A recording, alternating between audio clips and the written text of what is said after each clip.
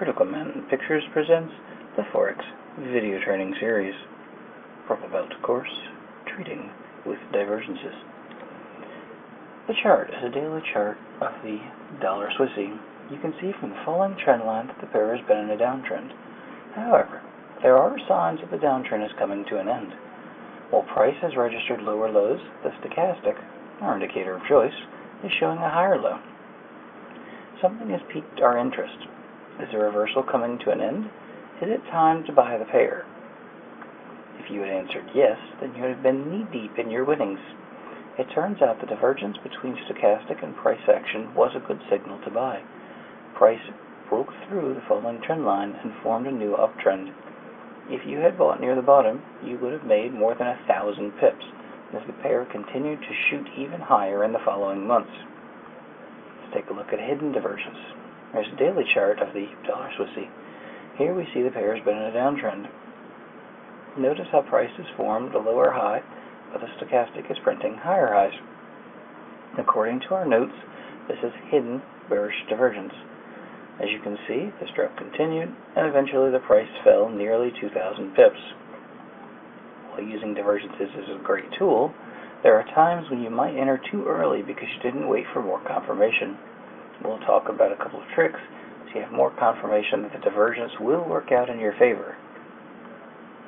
This isn't so much as a trick as a rule. Just wait for a crossover of the momentum indicator. This would indicate a potential shift in momentum from buying to selling, or vice versa. The main reasoning behind this is that you are waiting for a top or a bottom, and these can't be formed unless a crossover is made. In the chart, pairs showed lower highs while the stochastic already made higher highs. Now that's a bearish divergence, and sure is tempting to short right away. But, you know what they say, patience is a virtue. It'd be better to wait for the stochastic to make a downward crossover as confirmation that the pair is indeed heading down. A couple of candles later, the stochastic did make that crossover. Playing that bearish divergence would have been very profitable. The main point here is just be patient. Don't try to jump the gun because you don't quite know when momentum will shift. If you aren't patient, you might get burned on one side keeps dominating. Moving out of overbought, oversold. Another trick would be to wait for the momentum highs and lows to hit overbought and oversold conditions, and wait for the indicator to move out of these conditions. The reason for doing this is similar to that of waiting for a crossover. You really don't have any idea when the momentum will begin to shift. Let's say you're looking at the chart and you notice that the stochastic has formed a new low while price hasn't. You may think it's time to buy because the indicator is showing oversold conditions and divergence has formed. However, selling pressure may remain strong and price continues to fall and make a new low. You would have been bummed out if the price didn't continue. In fact, a new downtrend is probably in place as the pair is now forming lower highs. And if you were stubborn, you might have missed out on this down move too. If you had waited patiently for more confirmation that the divergences had formed, you could avoid losing and realize that a new trend was developing.